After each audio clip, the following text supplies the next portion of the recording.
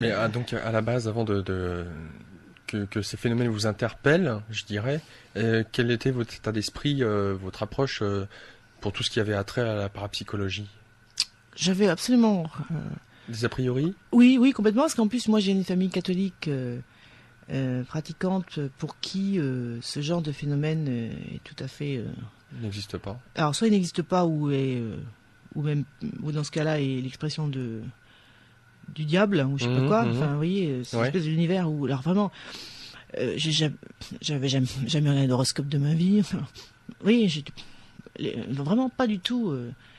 tout ce qui est plutôt vie spirituelle et tout ça, philo, ça m'intéressait. Mais je connais rien du tout. Je connaissais rien du tout en parapsychologie. Rien du tout. Vraiment. Vraiment, hein, rien du tout. D'accord. C'est vraiment, enfin voilà, le hasard qui a fait que je me suis intéressée au sujet par des biais, encore une fois, plus par les anthropologues, etc. Et que maintenant, bon, j'ai plongé là-dedans et je trouve ça, je trouve ça formidable. Enfin, je trouve ça très intéressant. En tout cas, je trouve que c'est digne d'intérêt dans le sens vraiment noble du terme, quoi. Voilà. Et que ça, évidemment, après, ça amène plein de questions. Et évidemment, si on s'interroge sur ce que c'est que la conscience, évidemment, on s'interroge sur ce que c'est que l'âme. Est-ce qu'il y a une survie après la mort? Et évidemment, parce que Sujet que nous allons étudier après cette pause. On va respirer, oui, respiration oui, musicale. oui. Merci Marie-Monique. Nous sommes avec notre invitée, Marie-Monique Robin, qui a écrit Le Sixième Sens aux éditions du Chêne, livre qui parle de télépathie, télékinésie, psychokinèse, clairvoyance, notamment les NDE, les fantômes. Comment ça va Marie-Monique? Très bien, j'ai bu de l'eau, ça va mieux. Super. Donc, nous avons deux auditeurs. Le premier étant Philippe. Bonsoir Philippe. Oui, bonsoir, madame. Bonsoir. En fait, j'ai quelques questions à poser. Ouais. Je suis effectivement intéressé par ce genre de choses. Qu'est-ce que vous pensez, par exemple, des rapports entre certains animaux familiers que vous avez, par exemple les chats ou les chiens, et parfois, par exemple, vous pouvez vous comprendre instantanément avec un animal sans vraiment lui, même sans lui adresser la parole, sans rien du tout. Et même l'animal sent quand par exemple vous êtes malade ou je sais pas, quand vous avez un problème, un souci, etc.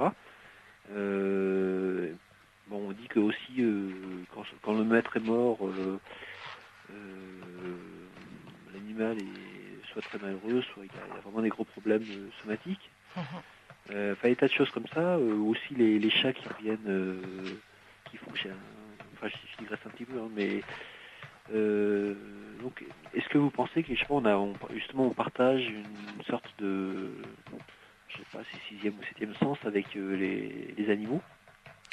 Tout à fait. Je pense que c'est tout à fait. Je parlais tout à l'heure des expériences qui ont été faites en télépathie, surtout quand on a étudié les conditions dans lesquelles les phénomènes télépathiques, par exemple, se produisaient. Il y avait toujours ce lien affectif qui existait entre le receveur, enfin le récepteur et puis l'émetteur. Je pense que c'est ce qui est vrai pour des êtres humains. A priori, si ça l'est, doit l'être aussi avec des animaux, évidemment. Et il y a eu une expérience qui a été menée d'ailleurs, je trouve assez intéressante dans un laboratoire, par un monsieur que je trouve que je connais, parce que c'est un Américain qui est à la fois biologiste et puis psychologue, qui dirige maintenant le plus grand laboratoire de parapsychologie universitaire du monde, qui est à Édimbourg, en fait, en Écosse. Et je suis allée le rencontrer, il s'appelle le professeur Robert Morris. À l'époque, il était à l'université de Santa Barbara, en Californie. Donc on est toujours dans le domaine universitaire, hein, je souligne. Il a amené une expérience avec un sujet qui était réputé doué pour provoquer des sorties hors du corps, ce qu'on appelle des OBE, Out of Body Experience. Et le chaton, le petit chat de ce sujet. Et donc l'expérience consistait à enfermer l'animal dans une pièce dont le sol avait été découpé en carrés numérotés. Donc il y a une photo dans mon livre que j'ai récupéré de ce laboratoire. Et Harari, lui, était situé dans un autre bâtiment. Et il était censé, parce qu'il lui disait, comme certains sujets d'ailleurs, qu'il était capable de provoquer à volonté des phénomènes de sortie hors du corps. Et l'expérience était de voir est-ce qu'un animal familier comme son chat allait pouvoir percevoir le double. Alors ça paraît peut-être farfelu totalement de dire ça, mais enfin c'est ça l'expérience qu'ils ont menée. et en partant du principe que si on pouvait, encore une fois, ça pouvait être quelqu'un de proche du sujet qui peut-être avait plus de chances de le percevoir. Et en fait, ils se sont rendus compte. Donc ils ont demandé plusieurs fois donc à Harry de se dédoubler, enfin en tout cas de lui de faire ce qu'il pensait devoir faire pour se dédoubler. Et au même moment, on a enregistré les réactions du chat dans la pièce, donc encore une fois où le sol avait été quadrillé. Et pourquoi il était quadrillé? Parce qu'en fait, quand avait lieu une OBE, le chat devenait très calme et arrêtait de se mouvoir. Et en fait, l'une des manières de mesurer ses déplacements, c'était de voir s'il passait d'un carreau à l'autre. En fait, s'il faisait plusieurs, on mesurait les carreaux, voilà. Et ils se sont rendus compte que quand il n'y avait pas de dédoublement, il n'arrêtait pas de bouger dans cette pièce. En plus, il était inquiet parce qu'il était dans une pièce obscure avec des carreaux sur le sol. Il ne comprenait pas où il était. Donc, il bougeait en moyenne 37 fois. Donc, il passait d'un carreau à un autre. Et quand il y avait, théoriquement... Parce qu'il y avait son maître qui faisait une sortie... Oui, alors parce qu'évidemment, tout ça a été mesuré très scrupuleusement avec des périodes dites de contrôle où il ne se passait rien, donc où le chat bougeait, pour résumer, et des périodes d'expérience où Harari était censé se dédoubler. On mesurait bien, évidemment, le temps... tout ça était contrôlé. Et quand Harari était censé se dédoubler, le chat arrêtait de bouger. Comme rassuré. Voilà, comme s'il était rassuré par une présence. Que lui était seul à sentir, parce que je dis même pas voir dans ce cas-là, parce que l'expérimentateur, lui, ne voyait rien. Et il ne faisait que constater qu'il y avait cette correspondance. Voilà. On peut pas dire plus. Ce n'est qu'une expérience. Vous voyez ce que je veux dire, hein.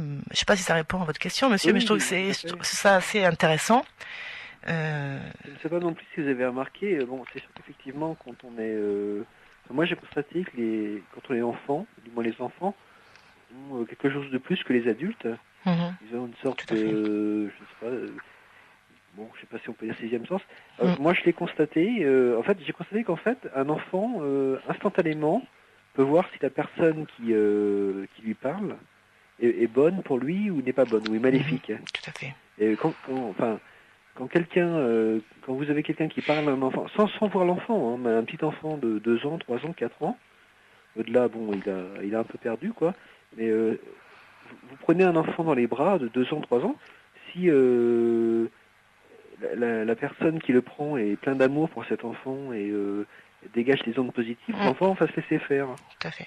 Et si c'est pas le cas, moi j'ai déjà vu des enfants vraiment être plus qu'en colère, quoi. Enfin, et ça, comment vous expliquez qu'effectivement, du moins, ce truc-là qu'on a quand on est enfant, on le perd ensuite en étant adulte. Ça, c'est une question que je me suis évidemment posée. Parce que si on va dans le sens de ce que l'hypothèse émise par les parapsychologues, c'est-à-dire que toutes ces capacités psychiques, comme je dis, sont innées, inhérentes à tout être humain et finalement peu développées. Alors l'une des hypothèses qui est la plus avancée, c'est que on vit dans un univers où on fait primer l'hémisphère gauche en fait du cerveau, plus qui est la partie rationnelle, mentale, tout à fait mentale, et qu'on n'encourage pas du tout, on ne développe pas du tout cette partie plus intuitive, sensibilité, tout à fait, perception et donc extrasensorielle comprise évidemment, au monde, aux autres, etc. Et que en fait, finalement avec l'éducation qu'on donne à nos enfants, que ce soit à l'école ou à la maison, eh bien on détruit ça, tout simplement. Et moi, je suis d'accord avec vous, j'ai 3 enfants moi-même, 3 petites filles, et je suis d'accord avec vous. C'est vrai que c'est quand même très étonnant. Moi, ça m'arrive parfois de parler des petits-enfants, quoi, parce que si j'attends le bus, etc. Et, moi, j'aime bien les enfants, quoi, mais vous voyez qu'il y a parfois les enfants, ils se livrent complètement, quoi, ils vous font confiance, alors que si c'est d'autres adultes, je sais pas, d'autres personnes, ils seront plus méfiants. Ils ont une espèce d'instinct, quoi. Bien sûr. C'est assez incroyable. Et même pour en revenir aux animaux, le comportement d'un animal familier, l'animal de famille, avec un enfant, va être aussi complètement différent. Donc c'est assez étonnant. Sinon, autre question. J'ai 2 autres questions. La première, c'est effectivement, est-ce que vous pensez que vous avez parlé que vous avez fait Maths tout à l'heure, pas longtemps après, je suis passé en hippocampe. Vous savez qu'il y a certains scientifiques, par exemple, si je prends le cas de un grand mathématicien français qui est mort il y a peu de temps, Laurent Schwartz, C'est quelqu'un qui a fait sa théorie des distributions, il paraîtrait en une seule nuit. Ça lui est venu tout de suite, quoi. Ah oui, alors ça... Qu'est-ce que vous pensez de ça? Oui, dans le livre, je raconte plusieurs histoires comme ça. Dans le chapitre clairvoyance, c'est la capacité de voir à distance. Hein. Alors ça, c'est très intéressant parce qu'il y a beaucoup de scientifiques, d'artistes, de musiciens, qui vont raconter qu'ils ont eu en rêve la réponse aux questions qui se posaient parfois depuis des semaines, quoi. Hein. Alors par exemple, on raconte que Niels Bohr, par exemple, a eu pendant un rêve la vision du modèle atomique. Voilà. Ou alors Friedrich Kekulé, c'est un chimiste, hein, qui raconte un rêve. Alors je rapporte tout son rêve parce qu'il l'a écrit tellement ça l'avait troublé, parce que il cherchait la constitution du carbone. Hein, on est en 1865. Comment était constitué le carbone, combien d'atomes, combien d'électrons, je veux dire, et dans l'atome du carbone. Et il a eu un rêve très précis qui a fait qu'il s'est réveillé, s'est dit le carbone, c'est 4 électrons, c'est la quadrivalence du carbone, quoi. Mais ça c'est vrai pour des scientifiques, mais c'est vrai aussi. Nietzsche dit que il se réveillait parfois la nuit et il écrivait des pages entières.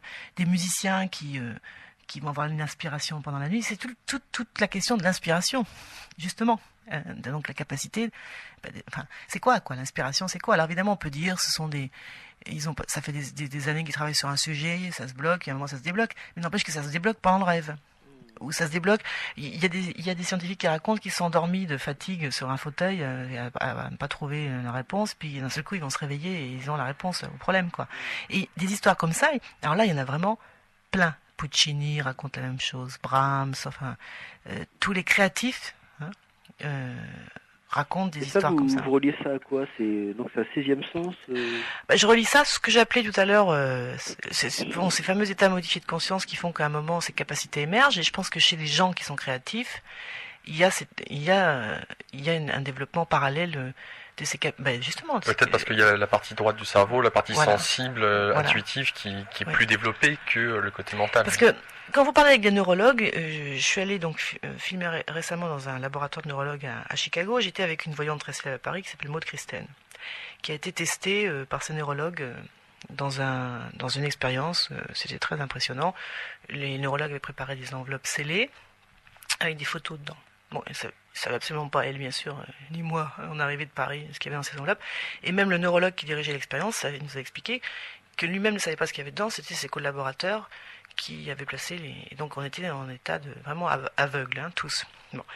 Et donc Maud Christen se concentrait, elle avait un électrocéphalogramme sur les électrodes partout, et donc il étudiait son cerveau pendant son activité de voyance. Alors, soit dit en passant, elle a réussi à voir dans 3 cas sur 7 extrêmement bien ce qu'il y avait dans l'enveloppe. Et donc il regardait son cerveau et il voyait qu'à chaque fois qu'elle rentrait dans une espèce de légère transe, tout en étant consciente, elle ne lâchait pas complètement, mais elle était dans un état de légère transe où on voyait que c'est la synchronicité, comme je disais tout à l'heure, des deux hémisphères cérébraux. Et ce neurologue me disait, est-ce qu'elle fait, elle, a priori, toutes ces informations qui arrivent directement dans le cerveau par des voies qu'on ne connaît pas encore aujourd'hui, hein, tout ce qu'on sait, c'est que ça ne passe pas par nos 5 sens reconnus, hein, ça arrive directement dans le système nerveux. Et toutes ces informations-là, a priori, on est tous capables de les avoir. Le problème, c'est de les rendre conscientes. Vous voyez ? Alors, il dit, soit on arrive à les rendre conscientes parce que depuis qu'on est tout petit, on a développé cette capacité pour X raisons, hein, ou parce qu'on les travaille, ces capacités. Donc il dit, a priori, si vous, par exemple, vous dites, mais sauf qu'on n'a jamais le temps de faire ça, à moins d'être complètement passionné, quoi. Enfin, je veux dire, vous dites, je vais développer ça demain, hein, je vais essayer de me concentrer et d'essayer de deviner ce qu'il y a dans une enveloppe scellée. Hein. Et lui, il prétend qu'on pourrait le développer. Alors évidemment, on le développera plus ou moins, comme il y en a qui sont plus ou moins doués en maths, plus ou moins doués en musique, enfin, etc. Mais c'est du même ordre, quoi, si vous voulez. Enfin, pour lui, hein. Il faut du temps. Alors, cette capacité de rendre ces informations extrasensorielles conscientes, évidemment, on ne sait pas qu'est-ce qui fait, pour l'instant, on ne sait pas comment ça marche. Hein, évidemment, c'est ça, encore une fois, la question. On peut que constater, pour l'instant, que ça existe.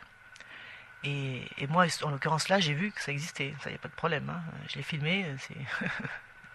Une autre question, Philippe? Oui, de façon un petit peu plus globale, c'est vrai qu'effectivement, si on voit un peu tous les, comme vous l'avez dit tout à l'heure, tous les mouvements spirituels, donc c'est le judaïsme, enfin, les religions révélées, le judaïsme, le christianisme, l'islam, et puis même le polythéisme, il y a toujours effectivement des gens qui sont on parlait de l'appétit tout à l'heure, qui sont inspirés et qui alors ils prévoient plus ou moins certaines choses.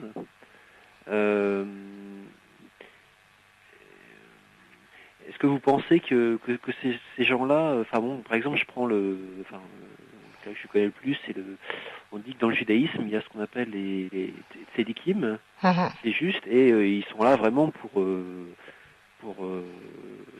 comment dire, ils sont en intercession avec Dieu, et ils sont tellement en intercession qu'ils souffrent, quoi. Ils souffrent vraiment le martyr, mais bon, ils souffrent pour les autres. Est-ce que ça peut être valable dans d'autres religions. Je sais que dans le christianisme, il y avait aussi des Padre Pio, je sais pas, d'autres personnes qui étaient complètement, qui souffraient énormément. Est-ce que vous pensez que, quel est le cas comment expliquer ces choses-là sont vraiment des, comment dirais-je, des gens qui, si Dieu existe, qui ont un rapport avec Dieu, ou vous pensez qu'en fait c'est des gens qui, de par leur je sais pas, travaillent sur eux-mêmes, en sont, je sais pas, changer leur métabolisme, je sais pas trop, je suis ni neurologue ni biologiste. Je disais tout à l'heure qu'il y avait des expériences qui ont été faites avec des lamas du Tibet, on a constaté que par leur simple méditation, donc c'est une action mentale, ils arrivaient à réguler la température de leur corps, à changer leur rythme cardiaque d'une manière incroyable, parce que je raconte l'histoire par exemple d'un yoga qui s'est enterré vivant, c'est des choses qui ont été faites assez souvent, pendant 6 semaines, c'est incroyable, avec plein de témoins qui racontent, il était dans un sac de lin, dans un cercueil, dans une cellule souterraine dont toutes les portes étaient fermées. Il a passé 6 semaines à enfermer, sans manger, sans boire, etc. Et finalement, au bout de 6 semaines, ils sont venus, et il y avait un médecin, etc. Ils se sont rendus compte qu'il avait un rythme cardiaque extrêmement faible, comme si son cœur s'était arrêté, mais pas complètement. Et donc, il avait réduit son activité et cardiaque et tous ses métabolismes au minimum. Et donc, il s'est réveillé. Tout ça. Donc ça, c'est une capacité, déjà... Mais c'est vrai, chez tous les mystiques, on raconte des histoires comme ça, cette capacité à échapper finalement aux lois physiques aussi, parce que c'est ça, finalement, à contrôler le corps et à échapper à des lois qui nous paraissent évidentes. Normalement, quand on passe 6 semaines sous terre, on meurt parce qu'il n'y a plus d'oxygène, on mange pas, on boit pas, donc c'est raconté, les pères du prophète, les pères du désert, à l'aube du christianisme par exemple, on raconte qu'ils passaient 40 jours sans manger et sans dormir, donc, parce que sans manger, encore à la limite on peut l'imaginer, c'est un jeûne, mais sans dormir totalement, ou il y en a un qui a passé 40 ans sans dormir pendant 40 ans, des capacités physiques extraordinaires qui sont constatées partout, chez les Esquimaux, qui vont passer X heures dans une eau dont on ne va pas revenir vivant normalement, ou chez les Indiens d'Amérique qui vont manger des braises, etc., ou marcher sur du feu, et donc échapper à ce qu'on appelle les lois physiques normalement, voilà. Alors ça, c'est une capacité de l'homme d'influencer son propre corps, évidemment, et tout ce que ça suppose comme capacité de guérison, parce que ça c'est un sujet évidemment qui va de pair avec ça, évidemment. Ouais. Si vous pouvez d'une manière aussi impressionnante influencer votre corps, évidemment on peut imaginer que vous puissiez le guérir. Et je rapporte plein d'histoires, encore une fois, dans un chapitre sur la psychokinèse, la biopsychokinèse, c'est l'action de l'esprit, mais sur le corps physique, sur la biologie, qui ont été faites. Alors ça c'est assez facilement admis, c'est assez curieux qu'on puisse influencer notre corps. Bon, c'est un corps. Alors après, évidemment, là où ça pose plus de problèmes, c'est d'imaginer que cette action mentale qu'on peut avoir sur notre propre corps, on puisse l'avoir sur un autre corps. Alors ça gêne beaucoup plus aux entournures. Mais encore une fois, quand vous travaillez là-dessus, j'ai toujours une rubrique dans mon livre qui s'appelle À travers les âges, vous vous rendez compte que Paracels, par exemple, parler d'un fluide universel qui habiterait tout l'univers et qui ferait qu'on peut, d'une personne à l'autre, influencer, une personne peut influencer l'autre. Paracels était un grec, si je ne m'abuse. Non, c'était un philosophe tout à fait de chez nous. De chez nous. Oui, tout à fait. Et c'était au XVe siècle. Et il parlait d'un fluide universel. En fait, c'est vrai que ces travaux sont un petit peu les précurseurs de toutes les réflexions qui ont été faites ensuite par Mesmer sur le magnétisme, quoi, en fait, hein, ce qu'on appellera le magnétisme après. Mais donc voilà, pour répondre à votre question, oui, on retrouve ça donc aussi bien chez les prophètes juifs que, et en général, ces gens qui sont des mystiques. Et encore une fois, qu'ils soient une religion monothéiste ou pas monothéiste, enfin, ils ont tous en général cette capacité, en arrivant à s'abstraire du monde par des démarches de prière, de méditation, de jeûne, ils arrivent à s'abstraire donc du monde et ils développent des capacités paranormales. Alors vous parliez, c'est-à-dire qui sont à la fois des capacités de vision, de précognition et de guérison. Hein. Vous parliez de Padre Pio. Alors Padre Pio, je trouve que c'est un exemple extrêmement révélateur parce qu'en plus, bon, il est mort au début des années 60. Il y a plein de gens qui ont constaté les phénomènes. Enfin, il y a eu des rapports scientifiques, médicaux, très circonstanciés. Alors lui, il avait plein de capacités. C'est assez extraordinaire l'histoire de Padre Pio. Dédoublement, notamment. Oui, de bilocation, comme disent les catholiques, tout à fait, et constaté par plein de rapports. Hein, je veux dire, des gens qui ont témoigné. Et en plus, non seulement ils se dédoublaient, mais ils soignaient les gens lors de ces dédoublements. Ils guérissaient, quoi. Hein. Et puis, il était stigmatisé. Donc, vous savez, hein, les stigmatisés, c'est-à-dire que tous les vendredis, il développait les stigmates de la Passion du Christ. Alors, c'est-à-dire des trous dans les mains, aux pieds. Enfin, alors, c'est intéressant les histoires des stigmatisés parce que j'ai passé pas mal de temps là-dessus parce que moi, d'ailleurs, sur tout le sujet, hein, n'importe quoi. Mais là, quand vous commencez à plonger là-dessus, vous vous intéressez et vous vous rendez compte que bon, l'histoire des stigmatisés, ça commence au XIIe siècle avec Saint François d'Assise, qui est le premier stigmatisé reconnu par l'Église catholique, mais que c'est un phénomène qui n'a pas cessé depuis. On estime qu'il y a une centaine de stigmatisés vivants actuellement dans le monde. Il y en a, donc on continue d'en produire, si vous voulez, entre guillemets. Mais c'est un phénomène qui n'existe que dans le monde catholique romain. Il n'y a pas de stigmatisés chez les protestants, chez les juifs. C'est-à-dire que justement, à ce sujet-là, est-ce que vous ne pensez pas que... Enfin, du moins, c'est la réflexion que je me faisais. Il y a une certaine... moi, j'ai l'impression qu'il y a une certaine plasticité du cerveau. Et quand on parle de synchronicité... la synchronicité peut être temporelle. C'est-à-dire, il se pourrait... Enfin, moi, c'est ce que j'ai constaté, qu'à une certaine génération, du moins, bon, les gens vivent quelque chose. Ils sont dans un certain cercle où il y a une... Je vois ce que vous voulez dire. Oui, il y a une certaine religion qui modèle le cerveau, oui. et c'est assez rigolo parce qu'en fait, 3 générations après, alors que la personne, elle a complètement... Enfin, forcément, d'abord, elle n'a pas connu la troisième génération qui était antérieure, elle ressent, enfin, elle ressent, c'est là vraiment au sens de sentir, avec, comme si effectivement certaines choses c'était naturel pour elle. Moi, en ce qui me concerne, par exemple, j'ai des ancêtres d'origine alsacienne, quoi, ou allemande, et j'ai appris l'allemand très très facilement. Et même les langues d'Europe centrale, je les ai apprises très facilement, alors qu'en fait, je n'ai jamais connu ces gens-là, quoi. Et j'ai d'autres amis, par exemple, d'origine, dont les ancêtres étaient en Espagne, par exemple, et c'est les gens aussi qui ont appris l'espagnol très facilement. Et est-ce qu'on ne pourrait pas penser qu'effectivement, à partir du moment où un groupe est très concentré soit sur sa religion, soit sur ses traditions, je crois que c'est vrai aussi pour les Indiens, ça se transmet, je ne sais pas comment dire. Non, mais je vois très bien ce que vous voulez dire, parce que c'est une question aussi que je me suis posée. Je me suis demandé pourquoi, par exemple... Alors pourquoi il y avait des stigmatisés chez les cathos et pas chez les juifs, par exemple. C'était la question qu'on posait tout à l'heure de la croyance qui pourrait être un terrain.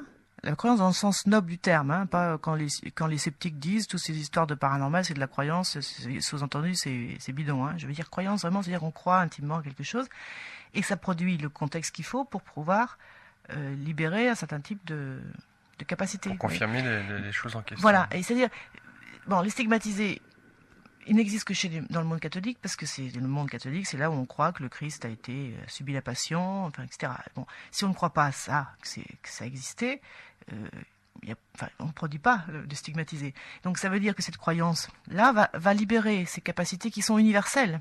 qui sont toujours les mêmes, c'est-à-dire de communiquer de manière extrasensorielle entre les êtres et l'univers, ou influencer la matière, ce sont les mêmes phénomènes, vous voyez ce que je veux dire, et se dédoubler, sortir de son corps et tout ça. Mais après, il y a un contexte qui va produire ou pas, qui va permettre l'émergence de ces capacités. Vous voyez ce que je veux dire? Et alors, ça prendra des formes différentes selon les contextes religieux, sociologiques, etc. Ouais. Alors, par exemple, à la fin du XIXe siècle, on croyait dur comme fer à la possibilité de communiquer avec les esprits. Hein, donc, c'était vraiment le moment où on faisait tourner tous les guéridons de Paris, de New York, enfin, etc. C'est intéressant parce que moi, c'est une question que j'ai posée notamment à Mario Varvoglis qui a écrit ce livre, enfin, qui était mon expert plus exactement donc dans ce livre, qui connaît très très bien le sujet, qui est un parapsychologue américain, qui a travaillé beaucoup. Je dis c'est quand même bizarre. Au début du XXe siècle, on parlait des médiums à effet physique, etc. Donc du coup, on a beaucoup travaillé sur eux, mené des expériences. Et pourquoi est-ce qu'il n'y en a plus aujourd'hui? C'est une vraie question. Enfin, c'est vrai que je comprends que pour un sceptique, d'ailleurs, c'est un argument qui. Enfin, je comprends très bien la question. Alors, il me disait, c'est vrai parce que c'était aussi il y avait un contexte qui faisait qu'on y croyait, hein, et donc on créait les conditions pour que les phénomènes aient lieu. On les créait pas dans le sens où on trichait, hein, je veux dire, on les créait matériellement. Le fait d'y bien croire... sûr, mais comme tout ça est lié à l'activité du cerveau, et vous voyez, on parle de capacité psychique, hein, donc ça tient à des... Enfin, on n'est pas dans le domaine, comment on peut dire, uniquement matériel. C'est comme si on amenait à nous, finalement, ce en quoi on croyait. Voilà, tout à fait. Et du coup, on le provoque. D'accord. Ouais. Ça répond à ta question, Philippe? Comment? Oui, tout à fait. Et vous avez raison, monsieur. Alors, je sais pas, moi, je parle parfaitement allemand, espagnol. Je m'étais jamais posé la question, parce que, bon, j'ai vécu 5 ans en Allemagne, je voyage beaucoup en Amérique latine. J'apprends les langues très facilement. Je parle anglais, évidemment. Je vous écoutais tout à l'heure, je me disais, bon, ça pose la question de la mémoire aussi, hein. La mémoire qui crée un terreau, si on veut, quoi, hein, où les phénomènes ont lieu. C'est vrai que nous, dans le monde occidental, si vous prenez de l'ayahuasca demain matin, vous n'allez pas devenir comme le chaman. Bon, souvent, de toute façon, il y a toujours un parcours initiatique, mais ce parcours, il est pour un occidental, on peut le faire. Hein, il y a des anthropologues qui l'ont fait, mais c'est moins évident que si vous naissez dans une communauté. Sur le contexte culturel. Ou depuis que vous êtes tout petit, on sait que le chaman a un rôle particulier, qu'il est un peu guérisseur, qu'il est un peu voyant, et qu'on l'a complètement assimilé, ça fait partie de notre univers. C'est beaucoup moins facile, quoi. Hein. Et bon, stigmatiser, c'est pareil, évidemment. Voilà. Merci beaucoup, Philippe. Très bien. Je trouve vraiment cette émission extrêmement intéressante. Et puis, je félicite la radio d'inviter des gens de ce calibre. Merci beaucoup. Au revoir. Un auditeur en ligne, Gérard, bonsoir. Oui, bonsoir. Je voudrais poser une question à la demoiselle, la journaliste, je crois, n'est-ce pas? C'est exact. Oui. Et je voudrais lui poser une question. J'entends depuis un moment qu'elle discute de la réincarnation, non, je ne sais pas parler de réincarnation. De voyance, etc. Je lui pose la question d'abord, est-ce qu'elle croit en Dieu? Alors d'abord, je n'ai pas parlé de réincarnation. Comment? Je n'ai pas parlé de réincarnation déjà, pour commencer. Je ne sais pas, cette question n'est pas le sujet de mon livre, monsieur. Pourquoi vous me posez cette question? Oui, je vais vous dire pourquoi. Parce que, évidemment, il y a beaucoup de gens qui croient en Dieu, qui sont laïcs ou qui croient ou qui sont athées. Et, malheureusement, moi, j'ai cessé de croire. Je suis plutôt de cette théorie que ce n'est pas l'homme qui a créé, ce n'est pas Dieu qui a créé l'homme, c'est l'homme qui a créé Dieu. Oui, mais ça, c'est pas du tout... oui, mais encore une fois, c'est pas du tout le sujet de mon livre, monsieur. Ah bon? Moi, j'étais sur les capacités psychiques, donc les capacités de l'homme à développer la télépathie, la précognition, et les expériences qui sont menées en laboratoire pour... Justement, la télépathie, ça, il y a un rapport avec la divinité, je pense. Peut-être que ça remet beaucoup de choses en question. Cela étant dit, Gérard, il est vrai que ça ne rentre pas dans le contexte du livre de Marie-Monique Robin, qui est de démontrer scientifiquement des faits qui ont été exposés au grand jour depuis la nuit des temps. Donc, je m'efface. Merci à toi, Gérard. Je prendrai part une autre fois. Merci beaucoup. Au revoir. Merci, monsieur Laurent. Un autre auditeur en ligne, Ali, bonsoir. Oui, bonsoir. Bonsoir tout le monde. Bonsoir. Voilà, je veux juste poser une question. Est-ce que nous, parce que j'ai toujours posé cette question à moi-même, mais j'ai trouvé une réponse, mais j'aimerais bien savoir est-ce que madame était d'accord avec moi ou pas. Est-ce que, par exemple, est-ce que nous existons avant même qu'on existe? Ça veut dire, est-ce que nous, on existe avant même que nos parents font l'amour pour qu'on existe physiquement, vous voyez? Est-ce que vous voulez dire par là, est-ce que votre âme existe, c'est ça? Moi. Oui, mais votre âme, vous voulez dire? Voilà. Moi, je suis journaliste, hein, donc j'ai fait un travail qui est de recherche, de montrer comment les scientifiques ont abordé les phénomènes paranormaux depuis plus d'un siècle. Hein. J'ai pas des réponses. Enfin, c'est des réponses comme ça. Alors évidemment, une partie de mon livre, le 3e chapitre, c'est s'intéresser à la question de qu'est-ce que c'est que l'âme, évidemment. Il ne faut pas se poser la question. Alors, pour répondre à votre question, il y a des travaux qui ont été menés notamment par un Américain qui s'appelle Stevenson, d'université américaine, qui s'est beaucoup intéressé aux récits d'enfants de l'Inde, alors pays où l'on croit à la réincarnation. Hein. C'est un petit peu ce qu'on dit tout à l'heure. C'est un contexte où les gens croient depuis qu'ils sont tout petits que l'âme survit évidemment à la mort, hein, mais ça c'est pas la seule religion qu'ils pensent. On pense... parce que moi j'ai vu ça. Alors, en tout cas, pour répondre à votre question, parce que moi je peux vous rapporter que moi encore une fois je me suis intéressé aux études scientifiques qui ont été faites sur ces phénomènes-là, hein, donc je suis pas homme ou femme de religion, enfin je suis pas là pour ça, hein, donc chacun. En tout cas, ces travaux-là qui ont été donc menés par Stevenson, il a travaillé avec des chercheurs d'Inde notamment, hein. Il est allé beaucoup de fois là-bas et il a constaté et enregistré un certain nombre de récits d'enfants, hein, qui disaient que en fait ils étaient la réincarnation d'un autre enfant qui, par exemple, ou d'un adulte d'ailleurs, hein, qui était mort de telle manière dans un fleuve. Je pense à une histoire que je rapporte, noyé, par exemple. Et lui, son travail a consisté à aller vérifier les récits de ces personnes. Alors, de manière très sérieuse, parce qu'il a passé 20 ans, enfin, pareil, c'est un monsieur j'ai encore une fois très sérieux, hein, il a passé 20 ans à recueillir tous ces récits, et ensuite à enquêter, si j'ose dire, sur les récits des gens, et essayer de retrouver, et il a retrouvé très souvent des choses très troublantes, c'est-à-dire, par exemple, l'histoire que je rapporte, hein, c'est un enfant qui racontait qu'il était en fait la réincarnation d'un petit garçon qui s'était noyé par hasard dans un fleuve. Il raconte la maison, comment elle est, la profession du père, enfin, etc. Ils vont retourner dans la ville, ils retrouvent le père, ils retrouvent qu'effectivement il y a eu quelque temps avant la mort d'un enfant par noyade, avec un détail impressionnant, c'est que l'un des frères était sourd, enfin. Bon, voilà. Alors ça c'est un vrai travail de recherche qui a été fait. Je ne vais pas conclure que la réincarnation, c'est pas mon propos, hein, c'est que la réincarnation existe. En tout cas, ce travail a été fait par quelqu'un de sérieux et ça pose question. Voilà. Oui, c'est vrai. Voilà. Alors après, voilà. C'est très difficile. C'est vrai que c'est un domaine où les expériences sont très difficiles à mener. Alors, qu'est-ce qui va dans ce sens-là, encore une fois? Ces travaux qui ont été menés sur les expériences de mort imminente. Moi, je suis dirigé vers la religion parce que j'ai dit peut-être les recherches, ça va se passer sur des témoins et tout ça. Parce que j'ai trouvé un verset coranique au Coran, parce que étant donné que je suis musulman, je me suis dirigé vers ce chemin-là. Et je trouvais un verset coranique qui dit, je vais traduire, vous étiez mort, on vous a donné la vie, et vous allez mourir. Et on vous donnera la vie pour le jugement, pour le dernier jugement. Cela veut dire, ici, il y a mort-vie, mort-vie. Ouais. Donc, c'est-à-dire, c'est moi qui j'ai essayé de comprendre tout seul, parce que j'ai pas demandé à quelqu'un. J'ai dit, puisqu'il y a mort, donc la mort, c'est une vie. Donc, c'est une étape de la vie, quoi. Oui. Voilà.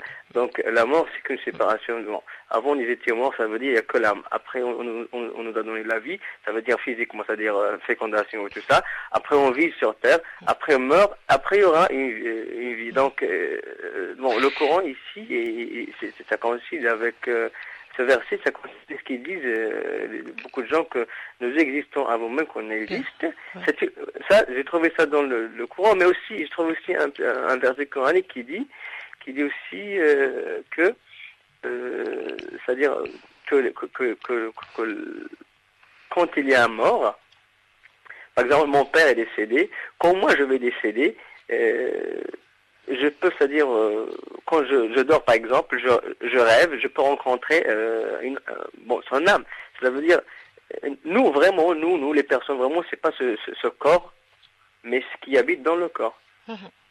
Voilà, donc. Mais ce que vous dites, monsieur, est tout à fait juste. Enfin, c'est vrai que quand vous faites un petit peu le tour des grands textes religieux, voilà, la question de la survie de l'âme est tout le temps présente, évidemment. Et y compris Platon qui dit à son ami Glaucon dans la République, n'as-tu point observé que notre âme est immortelle et qu'elle ne périt jamais? Donc c'est depuis tout le temps qu'on s'interroge évidemment, est-ce qu'il y a une vie après la mort, et c'est ce qui nous caractérise aussi nous, être humains, je pense. Mais alors après comment appréhender ça? Moi c'est ça ma question, c'était quels travaux ont été faits pour essayer de montrer que déjà que l'âme pouvait se détacher du corps, parce qu'en fait c'est ça déjà avant même d'envisager qu'elle puisse survivre après la mort du corps. Déjà, est-ce qu'on peut montrer que l'âme peut vivre, vous voyez ce que je veux dire, se détacher du corps, et puis voilà. Alors c'est une chose que depuis la nuit des temps, alors ça j'ai dû résumer moi dans le livre parce qu'il y avait tellement de témoignages qui allaient dans ce sens-là, aussi bien de témoignages donc de visions de fantômes entre guillemets, c'est-à-dire de sentiment qu'on voyait quelque chose d'une personne qui était morte par exemple, ou qui était pas forcément morte, qui était à loin, mais une personne qui se dédoublait, ou tous les récits qui ont trait à ce qu'on appelle les morts imminentes, c'est-à-dire les gens qui sont en état de mort cérébrale et qui finalement vont rapporter, qui se détachent du corps. Vous savez, c'est un grand domaine. Donc le rêve, c'est une expérience voilà. Parce que moi, je voulais poser une autre question, c'est que moi personnellement, ça m'est arrivé des choses un petit peu, voilà. J'avais 4 ou 5 rêves que j'ai rêvé et après je les ai vus. Par exemple, un chiffre. J'ai dit à quelqu'un, je vais recevoir une lettre le 17. Et je lui dis à quelqu'un avant même que ça m'arrive, ça. Après, le 17, c'était 96. Je lui dis, ça c'était passé en 1996. J'ai dit à ma sœur, je lui dis voilà, je vais avoir une réponse et cette réponse sera le 17. Alors j'ai reçu la lettre le 17 et j'avais tout ça le 17. Ça c'est la première chose qui m'est arrivée. Et jusqu'à maintenant, je comprends pas. Au même temps, en 96, j'ai dit à un ami sur Paris, j'ai vu dans les métros des soldats, pas des policiers, mais des soldats, avant même qu'il y ait des attentats, avant même qu'il y ait des trucs comme ça. Je lui dis, qu'est-ce qu'ils font les soldats dans un métro? Mais après, quelques mois, c'était 80. J'ai vu les soldats dans le métro. Donc, je sais pas. C'est pour cela, moi, je crois maintenant à ces choses-là. Je sais pas. Est-ce que parce que moi, je fais de la peinture. Je fais de la peinture, je fais de la figuratif, et je travaille beaucoup. J'essaie toujours d'imaginer tout le temps, et de contempler tout ce qui passe, tout ce qui bouge, tout ce qui est. J'observe trop. J'ai dit peut-être, est-ce que ça vient, parce que tout à l'heure je vous ai entendu dire que ceux qui créent, c'est de créer la meilleure. Maintenant, ça fait pas longtemps, j'ai dit à mon frère des choses après, et c'est avéré juste. Donc je comprends. Est-ce que ça vient, est-ce que c'est normal, c'est naturel, c'est juste parce que c'est moi qui travaille tout le temps mon esprit, je contemple voilà, donc voilà, c'est tout. Merci beaucoup Ali de ton témoignage. Bonne nuit à toi. Au revoir. Merci. Nous avons un autre auditeur, Marie-Monique, Eric, et ça sera le dernier, après quoi nous continuerons un peu le livre. Eric, bonsoir. Bonsoir. Nous t'écoutons. Bonjour. Bonsoir, pardon. J'aimerais pas être à côté de la plaque. J'aimerais savoir, si on entend des voix, est-ce que c'est votre domaine ou c'est pas votre domaine ou je rêve ou comment ça se passe, s'il vous plaît? Vous entendez des voix quand? Comment? Attendez, non. Est-ce que ça se produit souvent ou pas souvent ou non? Est-ce que c'est où je suis complètement à côté de la plaque ou Ah, il y a des témoignages de gens dans les expériences télépathiques qui racontent que non seulement ils entendent comme un message quoi de quelqu'un qui leur dit quelque chose, mais qu'ils entendent des voix. Il y a oui. des télépathies auditives ou visuelles, c'est-à-dire voilà. Alors après, mais voilà. dans le cerveau? Comment? Dans le cerveau. Dans le cerveau. Ouais. Et vous entendez quel genre de choses? Non, attendez, non, mais justement, je voulais simplement vous demander si c'était votre domaine ou si j'étais. Non, mais complètement moi, à côté de la mon plaque. domaine, moi, je raconte un travail journalistique, hein, fait. Ouais, super. Ok. Voilà. Mhm. Mais je suis pas, c'est mon domaine. Voilà, je peux vous raconter tout ce que j'ai lu, les gens que j'ai rencontrés, les scientifiques qui ont travaillé là-dessus, voilà. Oui. Donc, ça, je vous dis, ça arrive dans les témoignages qui ont été rapportés et que j'ai rencontrés, que des gens disent qu'ils entendaient des voix. Oui. D'accord. Oui, c'est vrai. Mais auditivement ou Oui, comment? tout à fait. Oui. Auditivement. Oui. Ah d'accord. Et dans le cerveau directement? Ça, je sais pas C'est ce que ça autre veut chose. dire. Ouais. C'est-à-dire peut-être juste une pensée. Est-ce que la pensée ne serait pas due à notre inconscient ou est-ce qu'elle viendrait de quelqu'un ou d'ailleurs? C'est peut-être la question d'Eric. Ouais. Par rapport à ceux qui entendaient des voix. Ça, Est-il possible... Pardon, je vous interromps? Oui, allez-y. Oui. Est-il possible que quelqu'un puisse prendre votre esprit ou l'accaparer ou pendant un certain temps ou à votre avis, s'il vous plaît? Alors ça trait peut-être notamment aux médiums, à ceux qui ont la capacité de se mettre en transe, notamment avec les guéridons, toutes les expériences qui ont été faites à la fin du 19e siècle. Alors à savoir s'il y a un esprit qui s'incorporait ou non dans le corps du médium. Ouais, tout à fait. Alors il y a eu plein d'expériences qui ont été menées à ce moment-là, Oui. et notamment pour être sûr qu'il n'y avait pas de triche possible, parce que évidemment c'est un domaine extrêmement entaché de fraude, hein. Donc il faut le dire. Non. Mais quand on et donc ils ont mis au point des protocoles que je raconte dans le livre. Hein. Par exemple, c'était une personne qui voulait avoir une information de son père qui était mort, par exemple. Hein. Donc on demandait à une tierce personne d'aller voir le médium, de manière à ce que ce ne soit pas la personne concernée qui soit là. Hein. Et pour éviter aussi éventuellement un phénomène de télépathie d'ailleurs. Hein. D'accord ? Donc la tierce personne qui venait devant le médium en disant je voudrais avoir des nouvelles, des tels contacts avec un tel qui est mort. Et la personne ne savait même pas ne le connaissait pas. Hein. Donc c'était tout un protocole très très particulier qu'ils avaient mis au point pour éviter et la triche et la télépathie d'ailleurs aussi. Hein. Et le médium, je donne plusieurs exemples dans le livre parce qu'ils en ont fait mais vraiment beaucoup d'expériences comme ça, à plusieurs reprises et très souvent donné des informations dont on se demandait comment ils avaient pu les avoir, sauf à imaginer que ils aient des renseignements sur tous les morts de la ville, enfin, vous voyez. Donc, il y a eu beaucoup d'expériences qui tendent à prouver, je dis bien là, je suis très prudente, hein, qui tendent à prouver que les médiums, certaines personnes sont capables d'entrer en contact avec appelons ça des esprits, enfin en tout cas de personnes défuntes. Je dis bien tendre à prouver, hein, parce que il faut être très prudent évidemment, hein, mais il y a eu beaucoup d'expériences qui sont tout de même très troublantes, hein, qui ont été menées de manière très très sérieuse, quoi. Hein. Voilà. Alors c'est un sujet très très délicat, encore plus que les autres peut-être quand on rentre dans ce domaine-là. Mais moi encore une fois, je ne fais que rapporter. Ce que j'ai lu et en ayant choisi des expériences qui me paraissaient très sérieuses, quoi. Hein, voilà. Oui, je vous remercie. À votre avis, comment pourrais-je me diriger pour savoir si ça existe ou si ça n'existe pas ou quels sont les éléments Je pense que tu dois avoir certainement de nombreux livres, hein, Eric. Hein. Il faut déjà lire le mien, hein. Oui, bien sûr.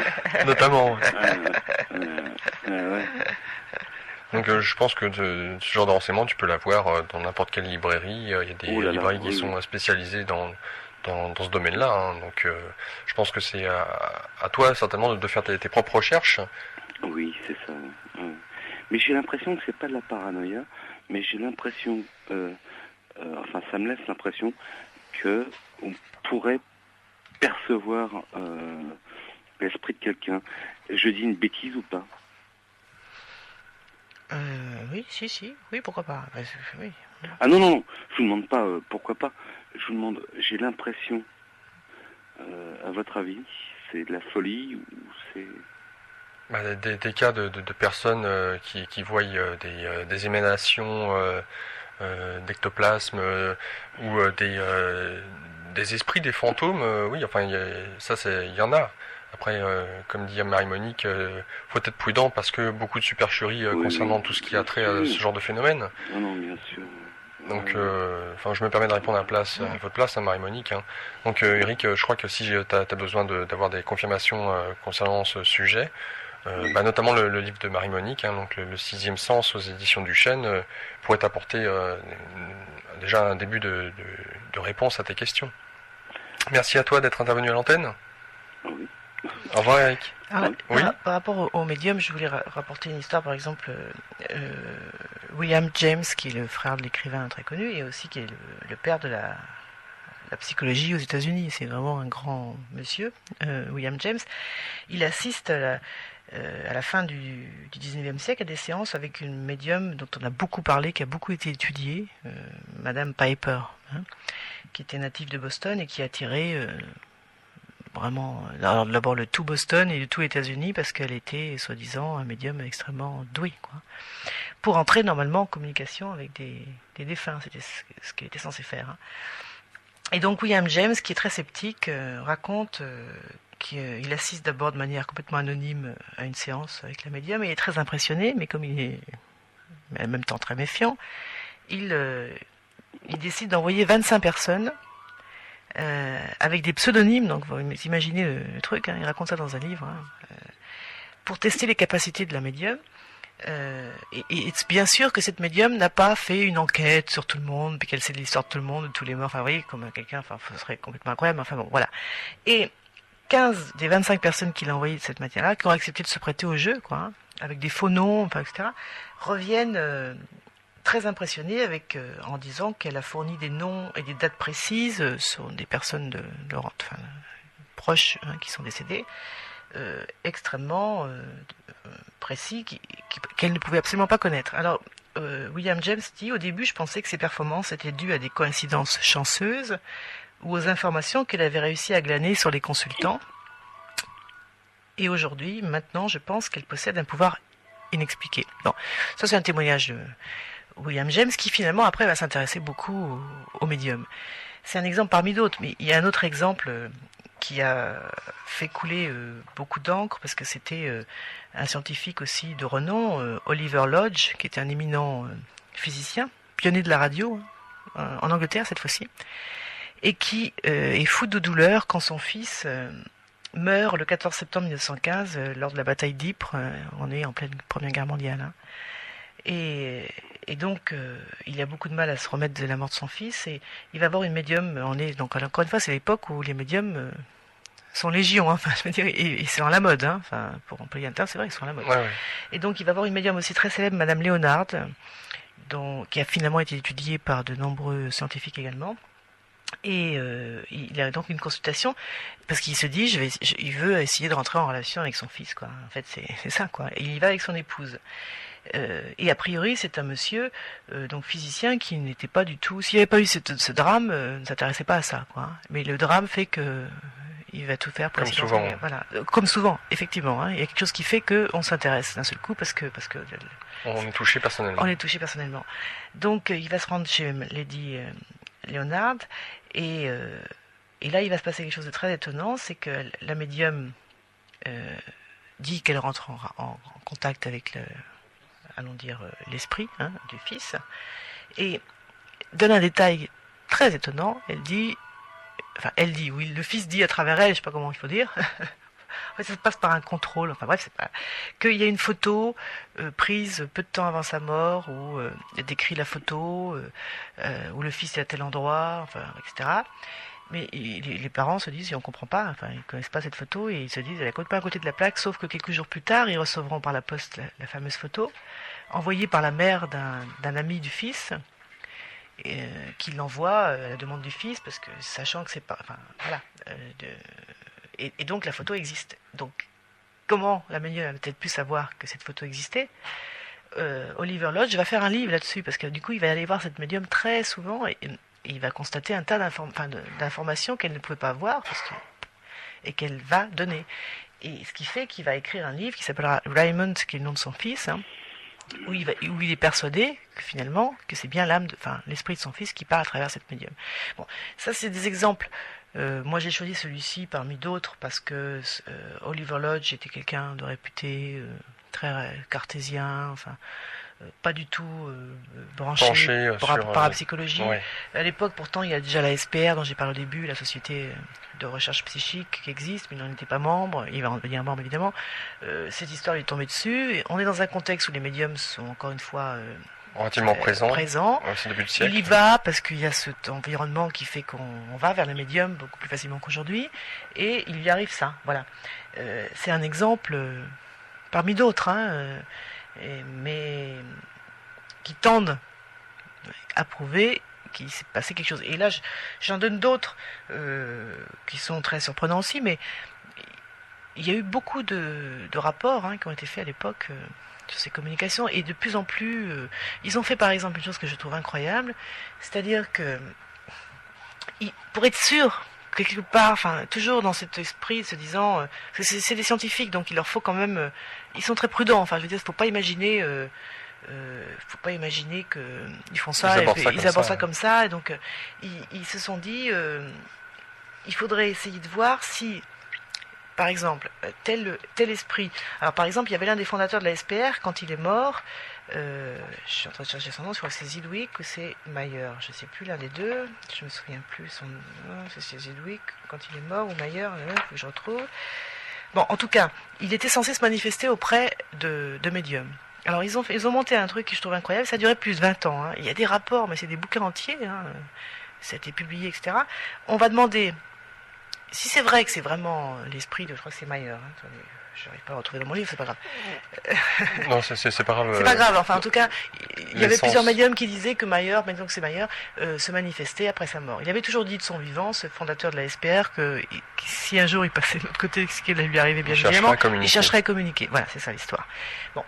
Et toujours dit que des médiums rapportent que Mayer se manifeste, et c'était quelqu'un de très lettré, qui était très fort en grec, en latin, enfin, etc. Bon. Donc ils se sont dit, pour être bien sûr que c'est Mayer, que c'est pas... on va essayer ce qu'ils appellent de faire des cross correspondences, c'est-à-dire on va poser des questions que le seul, a priori... dont il va communiquer les réponses que par bribes, à différents médiums, placés l'un à Boston, Madame Piper, l'autre en Angleterre, l'autre en Inde.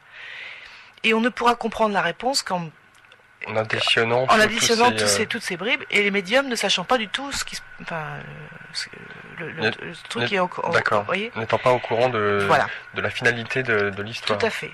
Et ça a donné lieu, enfin c'est très étonnant, évidemment, on peut dire tout ça est très fabriqué, triché, mais je vois pourquoi ces types-là s'amuseraient à ça. Enfin, je veux dire, quel serait le but de manipuler, d'inventer des trucs pareils? Vous voyez ce que je veux dire? Je vois pas trop bien. Enfin, si ce n'est qu'on est intéressé par un sujet, mais pourquoi on inventerait ça? Pour prouver absolument que l'esprit existe? Alors, qu'est-ce qu'on a gagné quand on a prouvé ça? Vous voyez ce que je veux dire? Ils défendent pas une chapelle, ils veulent pas prouver absolument que Dieu existe. Je sais pas. Enfin, vous voyez, quel serait leur intérêt de... Donc, les cross correspondences, moi, j'arrivais pas à décrocher tellement c'était étonnant. C'est-à-dire que le message n'était compris, la réponse à la question, que si on rapprochait les quatre... Que quand tout le puzzle était assemblé. Voilà, ce qui voulait quand même dire quelque part qu'il y avait la même source. Mais qui pouvait se diffuser à différents endroits sur la Terre. Ouais, tout à fait. Donc voilà, moi je ne peux que rapporter encore une fois ces choses-là, dont je pense qu'elles valent le coup d'être Ne serait-ce que pour se poser des questions. Oui. Voilà, c'est surtout ça qui est important. Hein. Donc, je répète aux auditeurs que Marie-Monique Robin est journaliste grand reporter et que donc elle a consigné dans ce livre Le Sixième Sens. Oui, Eric. Oui. T'auras une autre question peut-être. Voilà, c'était bien Frédéric Myers, donc je me suis pas trompée. C'était bien le. Ouais, voilà. Non, mais c'est fabuleux. Oh putain, je suis encore à l'antenne. Je vous prie de m'excuser. C'est pas grave. Non, je vous prie de m'excuser. Là, vous êtes en train de parler des gens qui sont morts, et c'est fabuleux, et puis de toutes les... Bon, pardon, mais des gens qui sont vivants, pourriez-vous penser que on puisse les embêter comme ça, ou je sais pas quoi, à votre avis, s'il vous plaît? Ça veut dire la question. Alors, tu voudrais dire par là, par rapport aux envoûtements éventuellement? C'est ça? Par rapport aux envoûtements? Oh, j'en sais rien, moi. Ce que tu veux dire par là, non, c'est-à-dire que si les morts peuvent parler, donc les vivants également peuvent parler, j'imagine. Communiquer, tu veux dire, avec l'autre communiquer, côté. Tout à fait, oui. Et qu'on puisse s'emparer de... Parce qu'en fait, que fait-on? Quand on prend l'esprit d'un mort, je veux dire, on lui prend son esprit, quoi. Je veux dire, ou il essaie de nous communiquer, ou c'est exactement la même chose. Maintenant... Bah non, c'est pas la même chose. Il y a communication, cela veut pas dire qu'il y a prise sur l'esprit ou autre. Il y a communication avec des entités. Il y a communication. Maintenant, on reparle de gens vivants entre vivants. Peut-on, à part la télépathie, peut-on lui prendre son esprit ou je ne sais quoi, ou à votre avis, s'il vous plaît? Enfin, je ne sais pas. Je ne sais pas. Donc Marie-Monique ne sait pas, mais donc on va continuer, Eric, hein, et puis donc on t'invite à aller te renseigner, donc à acheter éventuellement le livre de Marie-Monique Robin si ça t'intéresse. Merci à toi d'être venu à l'antenne. Au revoir. Au revoir. Marie-Monique, pour continuer un petit peu, donc ce que je disais, c'est que vous êtes journaliste grand reporter. Vous ne faites que relater des faits dans votre livre. Je fais un travail d'enquête, c'est-à-dire voilà. Exactement. Donc j'ai essayé de faire le plus sérieusement possible, de consulter toutes les documentations qu'il y avait, beaucoup de rapports scientifiques dont la plupart ont été publiés d'ailleurs dans différentes revues, aussi bien d'ailleurs il y en a certains c'est dans Nature, dans ces autres, je veux dire, dans The Lancet, d'autres ça c'est dans la revue évidemment de la recherche psychique, ces dernières expériences dont je parlais. Oui. Mais parce que je trouve que c'est intéressant de montrer comment les scientifiques ont abordé ces phénomènes, choses qu'on sait très peu ici. Voilà. Et moi, j'ai fait ce travail de sélection, d'information, quoi, en fait. Voilà. Alors, j'ai pas de réponse. Tout ce que je peux dire, c'est que l'expérience dont je parlais là, les cross correspondences, donc c'était effectivement Frédéric Myers.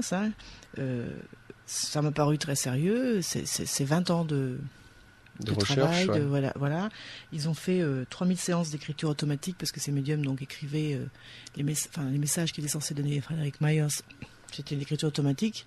3000 séances, tout ça est publié. Enfin, ils ont décortiqué. Alors après, on peut dire ils sont tous fous alliés. Et puis voilà. Bon, d'accord. On ne peut pas avancer la connaissance non plus comme ça, quoi. Vous voyez ce que je veux dire ? Et puis ça serait rejeter et mettre à la poubelle, je dirais, des faits, tout simplement, sans aller à dire que c'est de la bêtise ou de la supercherie. Donc ces scientifiques se sont penchés avec des structures bien concrètes pour éviter toute supercherie, ont sélectionné, ont mis à propos des quotas pour voir les statistiques si elles pouvaient être dues au hasard ou pas. Et en l'occurrence, ce livre donc fait part de tout ça, et notamment à tout ce qui a trait au phénomène paranormal à travers l'histoire. Tout à fait. Alors, pour ce qui est, par exemple, de la capacité de se dédoubler, il y a plein d'histoires que je rapporte dans le livre qui vont dans ce sens, évidemment. Il y a, par exemple, Goethe. Ça a été publié, cette histoire, parce qu'il avait été très touché par cette histoire. Goethe qui se promène un jour, Goethe, le poète allemand, oui. Goethe, qui se promène un jour avec un ami journaliste, il rentre à pied dans sa maison, il pleut des cordes, et à un moment il s'arrête et il dit « Friedrich, mais qu'est-ce que tu fais là ?» et le journaliste qui est avec lui, on ne comprend pas, parce qu'il voit rien, lui. Et Goethe voit la tête de son ami, et il se dit je sais pas, j'ai eu une hallucination, quoi. Il rentre chez lui, et qui trouve-t-il dans sa maison installée endormi devant le feu de cheminée. En peignoir. En peignoir, parce qu'il son ami Friedrich, dont il a eu une vision. Il était en peignoir. Et en fait, l'ami se réveille, Friedrich, et lui dit qu'il est venu voir Goethe passer voir, il était absent, il était trempé comme une... il s'est changé, il s'est permis de prendre des pantoufles et la robe de chambre de Goethe, et il s'est endormi dans le feu. Alors, voilà, c'est une histoire parmi d'autres, mais par exemple, Charles Lindbergh, quand il va traverser l'Atlantique, la première traversée de l'Atlantique, il mettra 20 ou 25 ans à raconter, je sais plus, bref, c'est un détail, mais tellement il n'ose pas le raconter, parce que c'est assez surprenant, enfin c'est assez souvent d'ailleurs que ces gens-là, finalement, ils ont peur qu'on les prenne pour des fous, donc ils vont mettre un certain temps à raconter l'histoire. Ils racontent comment il a eu 2 expériences de ce type paranormal. Alors, il était en solitaire, précisé. Traversé pour la première fois l'Atlantique en avion, en solitaire, ce qui a été un exploit incroyable. Ça a duré, je sais plus, je le dis, mais je sais plus, 27 heures, non plus que ça, je sais plus. Enfin, en tout cas, il n'a pas dormi pendant plus que ce que normalement un être humain peut supporter. Avec en plus une responsabilité énorme, c'est-à-dire que s'il s'endort, c'est la fin, quoi. Et donc il est en état de fatigue extrême, ce qui est aussi un état modifié de conscience, qui entraîne aussi des états modifiés de conscience. Les grandes fatigues font qu'on rentre dans cet état dont on parlait au début de l'émission, et où se manifestent donc des capacités comme ça. Donc il raconte, Lindbergh, bien après, que d'abord il entendait des voix dans le cockpit qui lui disaient ce qu'il fallait faire, au niveau de la conduite de l'avion, et comme des fantômes, qui étaient là pour le... Alors on peut se dire c'est l'hallucination, il est fatigué, très bien. Il raconte aussi qu'il a très nettement senti qu'à un moment il est sorti de son corps, il a fait comme un dédoublement, et qu'il voyait son corps physique à lui conduire l'avion. Et c'est une histoire qu'il a poursuivie toute sa vie, à tel point qu'à un moment il l'a écrite, Alors bien sûr on peut dire c'est de l'hallucination, évidemment, mais il y a des histoires comme ça encore. Il y en a plein. Il y a Joshua, j'arrive jamais à dire son nom, Slocum, qui en 1898 est le premier marin à avoir fait le tour du monde en solitaire à bord de sa yole The Spray, qui va raconter qu'à un moment il est dans une mer déchaînée et qu'il pense qu'il est dans un état de fatigue, malade et compagnie, et qu'il voit de manière très très nette, très distincte, un fantôme. Alors ces histoires de fantômes chez les marins sont très courantes. Il y a toute une littérature là-dessus. Alors mythe ou réalité, je ne sais pas. En tout cas, ce que raconte Slocum après, c'est qu'il a vu quelqu'un qui s'est emparé du gouvernail, qui est habillé d'une manière et qui va se présenter comme étant le pilote de la Pinta, qui était la caravelle que conduisait Christophe Colomb, qui a conduit Christophe Colomb en Amérique 4 siècles plus tôt. Alors, évidemment, on peut se dire que c'est une hallucination. En tout cas, il dit que s'il n'avait pas été là... il aurait été la proie des vagues. Il aurait coulé. Il en est persuadé. Alors, bien sûr, on peut dire ils sont tous, c'est que des trucs d'hallucination, etc.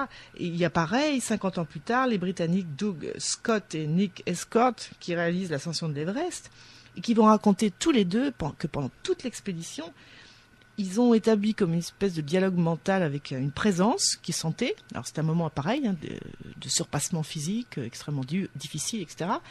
Et qu'ils sentaient très nettement, plusieurs fois ils sont retournés, et qu'ils avaient l'impression de voir un alpiniste qui les suivait, ce qui était quand même très peu probable, parce que c'est des exploits.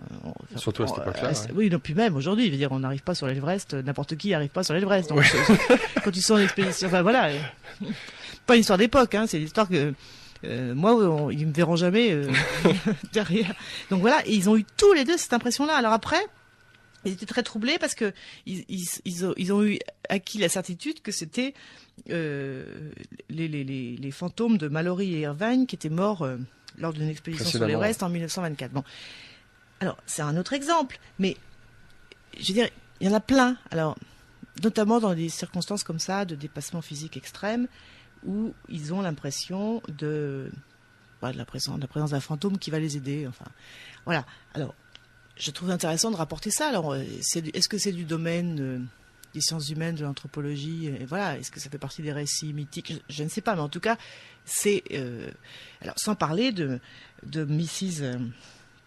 alors, cette histoire est vraiment étonnante, de Mrs. Brown, cette londonienne du début des années 60, qui a vraiment défrayé la chronique. Il faut retrouver les journaux de l'époque et tout, parce que ça a vraiment fait une histoire pas possible, Cette femme, qui avait fait vaguement de la musique dans son enfance, mais vraiment très peu, s'est mise d'un seul coup à se mettre, rentrer en transe régulièrement et sur un coin de cuisine à prendre une partition et elle disait qu'elle rentrait en rapport avec Liszt, Chopin et elle s'est pour mis compléter les partitions ou faire de nouvelles œuvres qui auraient été exactement la marque, l'empreinte des hommes, des musiciens, Beethoven, Mozart et autres. Tout à fait. Et d'ailleurs, là, j'ai cité parce qu'il y a eu tellement de gens. Alors, du coup, bien sûr, il y a les sceptiques qui ont crié évidemment à la supercherie. C'est vrai qu'on a envie de se dire, c'est pas possible. Pas possible.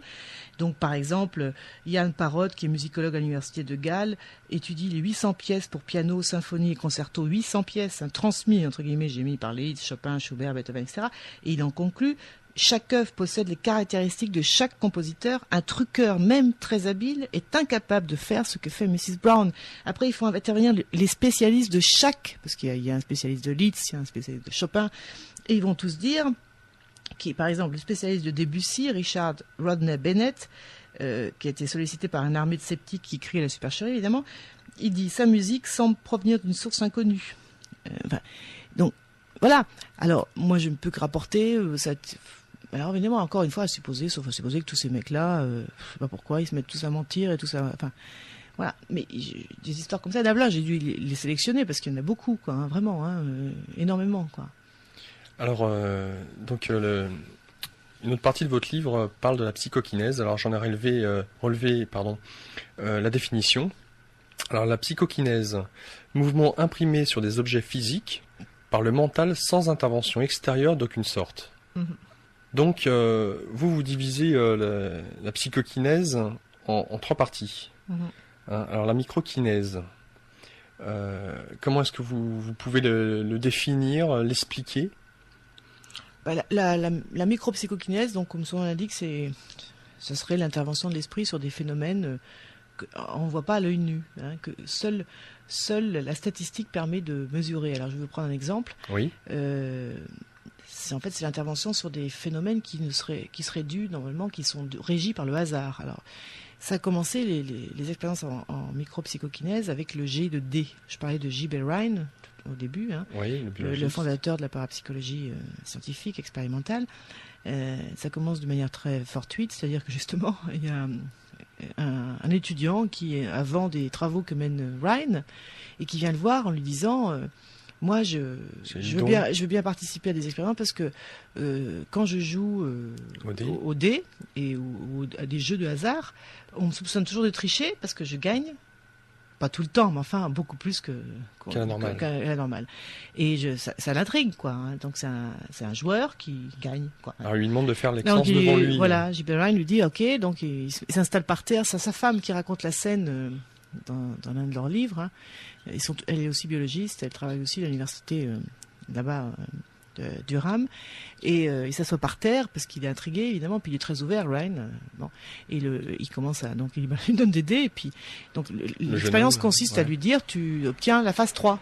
Alors tu as une chance sur 6 normalement, donc s'il arrive à l'obtenir 5 fois sur 6, il y a quelque chose de bizarre, quoi. Et effectivement il est bluffé par le résultat de l'étudiant, donc il va développer tout un programme de recherche là-dessus, sur le jet de dés et la psychokinèse, c'est-à-dire est-ce que tu peux influencer par ton esprit, c'est ça en fait l'idée, un événement qui normalement est régi par le hasard.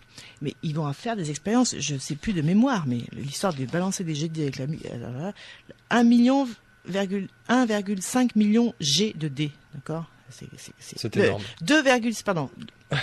Pire que ça, entre 1935 et 1987, il y aura eu 148 expériences qui seront menées chez J.B. Rhine et dans une quarantaine de laboratoires dans le monde, qui vont totaliser 2,6 millions G de dés. Et à partir de ça, ils vont faire des résultats statistiques, etc. Ouais. Bon. Alors, à un moment, cette histoire-là est assez étonnante, parce qu'ils se sont dit on peut toujours dire que les dés sont biaisés, donc il faudrait trouver un système parfaitement aléatoire, c'est-à-dire dont on sache vraiment qu'intrinsèquement, il est totalement aléatoire, c'est-à-dire régi par le hasard. Alors ils se sont dit, il y a un système, là vraiment on est sûr qu'il est aléatoire, c'est la physique quantique qui nous l'a appris, c'est la désintégration atomique. Quand un atome se désintègre, la physique quantique nous dit qu'on ne sait jamais à quel moment il va éjecter ces particules. On ne sait pas, c'est aléatoire parfaitement. Alors, il y a un type qui s'appelle Helmut Schmidt, c'est pas l'ancien chancelier allemand, c'est un physicien allemand qui travaille au laboratoire de Boeing à l'époque. et qui conçoit un système, donc des interactions atomiques qu'il met dans une petite boîte, hein, c'est un truc tout simple, et donc sa boîte, il va la mettre, il va installer dessus des lampes de couleur, hein, et avec des portes qui tournent. Donc c'est un système, voilà, qui est parfaitement aléatoire. C'est-à-dire que quand l'atome se désintègre, les particules, il y a un compteur Geiger qui note que donc ça y est, il y a une particule qui a traversé le champ, et elle va frapper une porte, laquelle va allumer une lumière. D'accord. Donc ça, c'est complètement aléatoire. C'est-à-dire qu'on ne sait jamais à quel moment il y a une lumière qui va s'allumer et quelle lumière, rouge, jaune, verte, la porte tourne, elle s'arrête sur une position et voilà.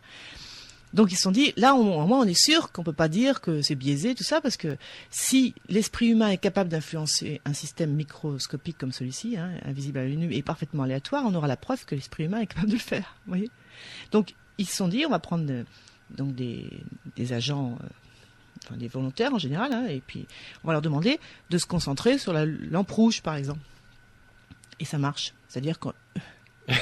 Oui, c'est-à-dire qu'ils ont fait plein d'expériences, je résume, ça marche, c'est-à-dire qu'ils ont fait plein d'expériences, ils ont fait des moyennes statistiques, et ils obtiennent des résultats qui sont totalement par au-delà rapport de la de ce que, statistique, de ce que on pourrait attendre. Le hasard. Voilà, ce que pourrait donner le hasard. Alors après ça, à Princeton, toujours la fameuse université de Princeton, on crée un laboratoire et on se dit, on n'a plus besoin de ce système qui est un peu compliqué quand même, on a des systèmes plus simples de bruit électronique, de bruit blanc, on appelle ça. Hein. C'est-à-dire que ce sont des systèmes qui produisent des chiffres de manière aléatoire. Et on appelle ça un générateur numérique aléatoire, bon, GNA. Bon. Et ils ont un système notamment qui produit de manière totalement aléatoire des paquets de chiffres binaires, 0 ou 1, par paquet de 200. D'accord ? Donc ça veut dire que la ligne de base du hasard, c'est une chance sur 2, hein, donc c'est d'avoir le total de 100, d'accord ? Une chance sur 2 d'avoir 0 ou 1, donc la ligne de base du hasard, c'est d'avoir 100, d'accord ? D'accord. Alors, l'idée, c'est, comme ça c'est très simple, c'est de voir est-ce qu'on peut se concentrer pour essayer d'avoir une déviation de la courbe, soit vers le haut, soit vers le bas, d'accord ? Et ça marche. C'est-à-dire, encore une fois, quand je dis ça marche, ça veut dire que c'est plein d'expérience et il y a un résultat statistique qui est hautement improbable d'après encore une fois, ce qu'on pourrait attendre du hasard. C'est-à-dire que quelqu'un qui se concentre peut arriver à obtenir plus souvent le chiffre 1, donc la courbe va faire 120, 140, vous voyez, que le chiffre 0, ou l'inverse. Enfin, voilà. Alors, à partir de là, ils se sont dit, ces GNA-là, on est arrivé dans une nouvelle génération, ils ont monté ça c'est un logiciel, finalement, hein, un GNA qui balance des chiffres de manière aléatoire, mais tout ça, on n'a plus besoin de... Oui, c'est l'ordinateur qui gère tout ça. Voilà, tout à fait. Ça se trimballe dans une petite valise. Voilà. Ils se sont dit, puisque l'hypothèse, hein, l'esprit est capable de faire ça, d'influencer des systèmes totalement aléatoires comme celui-ci. Peut-être qu'en fait, l'hypothèse, c'est peut-être qu'il y a une énergie psychique qui se dégage du cerveau, ou de l'être humain, de l'esprit. Enfin, une énergie psychique, comme il y a une énergie radioactive, une énergie mécanique, une énergie... qu'on ne connaît pas encore, mais c'est une hypothèse. Hein. Et peut-être qu'il n'y a pas besoin de se concentrer, de vouloir le résultat. Peut-être que ce système qui est complètement aléatoire, si on le met dans un groupe qui partage quelque chose de fort, alors, il prie, ou je ne sais pas ce qu'il fait, ou il va à un concert, enfin bon, est-ce qu'il va y avoir une variation de la courbe ? Est-ce que donc ça veut dire que de ce groupe émanerait cette fameuse énergie psychique, parce qu'il y a un effet de groupe, etc. Donc quand je dis c'est différents professeurs d'université à Amsterdam, aux États-Unis, à Édimbourg.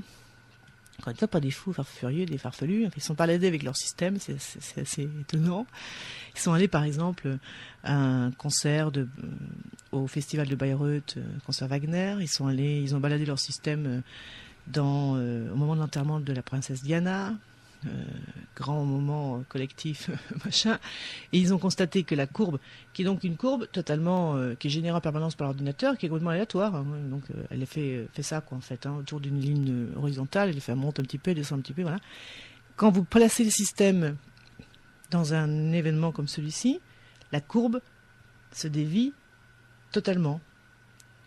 Et je présente des résultats dans le livre. Ce qui sous-entendrait donc que l'esprit collectif d'un groupe génère une énergie qui est capable de modifier un événement aléatoire comme celui-ci.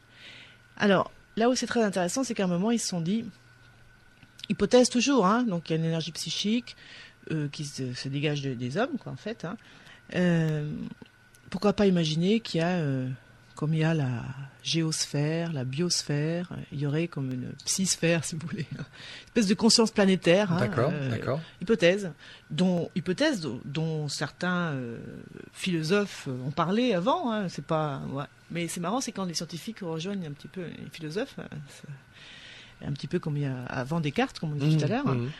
Donc, ils se sont dit, non, c'est le règne d'Internet, le web et tout, on va mettre en réseau tous nos GNA, là, on les appelle egg en anglais, ça fait œuf, c'est marrant, et il y en a une quarantaine qui sont reliés en réseau actuellement, et alors c'est toujours pareil, le même système, toutes les informations qu'ils ont, il y en a un à Paris, il y en a un à Amsterdam, il y en a un à Londres, sont centralisées sur un ordinateur central à Princeton, qui lui génère une courbe qui serait la courbe de la conscience planétaire. Voilà. D'accord. Alors là où c'est très intéressant, c'est d'étudier la courbe juste avant le 11 septembre. Ah oui. Il faudrait voir dans mon livre la courbe que m'a fournie donc le laboratoire de Princeton. C'est très très très troublant parce que donc juste avant que le premier avion. C'est ça, c'est juste avant. C'est ça qui est d'autant plus troublant. Juste avant que le premier avion percute la première tour, il y a une déviation de la courbe qui va se maintenir, je dis ça de mémoire, mais je suis en train de tourner mes pages en même temps, je crois que c'est 36 heures, en tout cas avec un point culminant qui va être quand la deuxième tour s'effondre, et après ça va retomber tout doucement. Alors, le commentaire du chercheur qui gère ce dispositif qui s'appelle Global Consciousness Project est un commentaire très prudent. Il dit, statistiquement, c'est une anomalie qui est très peu probable, parce qu'il faut voir, les courbes sont très très révélatrices, c'est très net, quoi. Ouais. Statistiquement, donc c'est très peu probable, mais c'est possible. Enfin, donc, en tout cas, ce qu'on peut dire, c'est que c'est une anomalie statistique incroyable, quoi. Enfin, donc, ça serait une sorte d'encéphalographe, de cette conscience globale tout à fait. planétaire. Et qui correspondrait, parce qu'on est en fait là dans le domaine de la communication, en fait. La courbe, on se souvient tous d'ailleurs du moment, ces images qu'on a vues. Moi, je me rappelle, j'étais en montage d'un film quand on m'a dit viens voir, et c'était donc fameuse image de l'avion qui percutait la tour. Donc, à partir de ce moment-là, l'information circule sur toute la planète. Tout le monde est saisi par ça, par l'émotion de cet événement, etc. Et ça correspondrait à ça, si vous voulez. Générer donc c'est ce sentiment qui influencerait cette courbe. Oui, tout à fait. D'accord. Voilà. Alors, il y a une autre expérience qui va dans le même sens, que je trouve aussi extraordinaire, qui a été faite il faut le dire, par un chercheur français, qui a fait sa thèse de médecine avec ça. Il s'appelle René Péoc. Il travaillait ici à Paris, à la Sorbonne, dans un laboratoire, de biologie animale. Et il s'intéressait notamment à ce que le prix Nobel de biologie, Konrad Lorenz, l'allemand Konrad Lorenz, appelait l'empreinte, le phénomène de l'empreinte. C'est-à-dire que Konrad Lorenz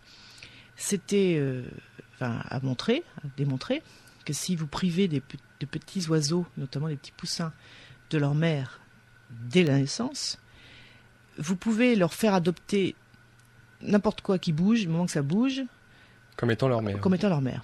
Donc, par exemple, un chat, un chien, ou les chaussures, vos chaussures, voilà.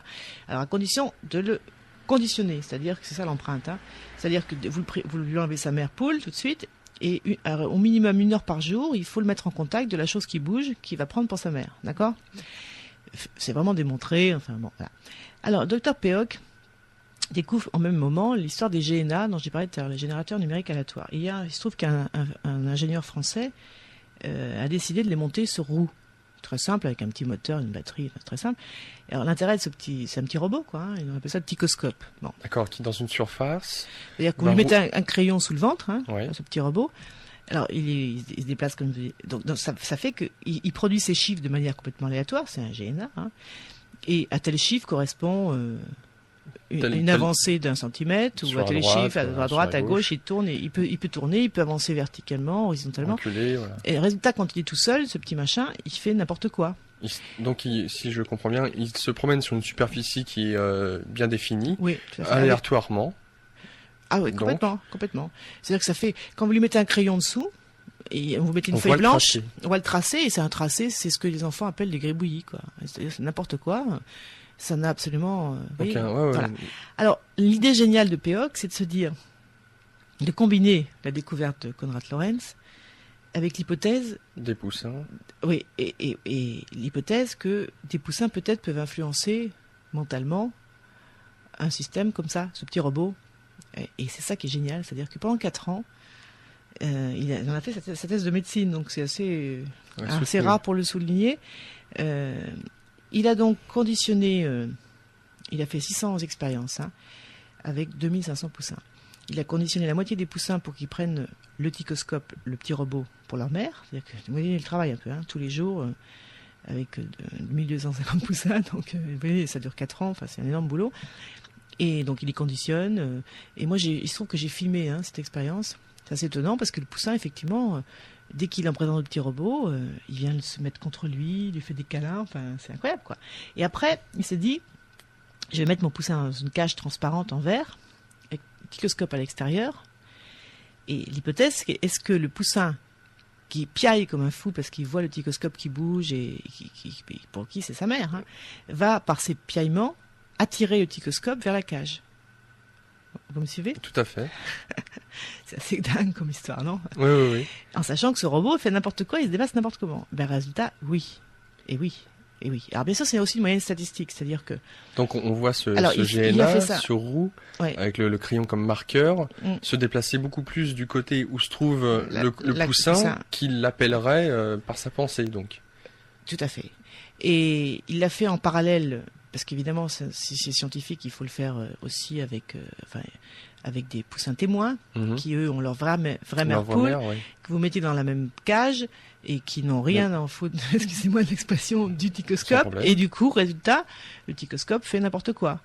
Et résultat statistique, parce qu'évidemment, au bout de 600 expériences, dont une avec, je veux dire, la moitié fait avec des poussins conditionnés, l'autre moitié faite avec des poussins normaux, si j'ose dire, c'est que le robot se déplace 2,5 fois, ce qui est quand même énorme, plus dans la zone de la cage. Mais quand je dis la zone, c'est... Bon, j'ai donné plusieurs expériences, mais j'ai vu tous les tracés parce que je vais donc aller filmer là-bas. C'est très spectaculaire, quoi. Et moi, ce jour-là, j'ai filmé le robot qui est parti du centre de la feuille et qui s'est rapproché carrément au bord de la cage, quoi. C'est totalement étonnant. Alors, bien sûr, quand je demande au docteur Péoc, mais il dit... J'ai dit, mais comment vous l'expliquez ? Il n'y a pas d'explication. Il dit, pour l'instant, il n'y a pas d'explication. Mais il dit, je trouve que c'est très lumineux ce qu'il m'a dit. Plus moi, j'ai fait quand même pas mal de physique à un moment de ma vie. Il dit, mais c'est comme dans les lois de la physique, toutes les forces dont on nous parle en physique, mécanique, ce sont des forces totalement invisibles et immatérielles, ce qui est vrai, et dont on ne mesure l'existence que par les effets qu'elles induisent, ce qui est vrai. Une poulie qui tracte un poids, on voit qu'elle le soulève, le poids, mais on voit pas la force en soi. Je veux dire, elle est immatérielle. Oui, bien sûr. Elle est invisible, elle est immatérielle. Elle est impalpable. Impalpable. Et c'est pour ça qu'on dit que ça n'existe pas. Et dis-moi, c'est pareil ici. Pour moi, cette force qui serait exercée par la volonté du poussin d'attirer ce robot qui prend pour sa mère, j'en mesure les effets parce que, voilà, ils sont là. Ouais. Mais c'est immatériel et invisible, et je ne sais pas ce que c'est au fond. Voilà. On n'a pas encore su déduire d'où proviendrait cette énergie émise par le cerveau, l'âme ou autre. Voilà, tout à fait.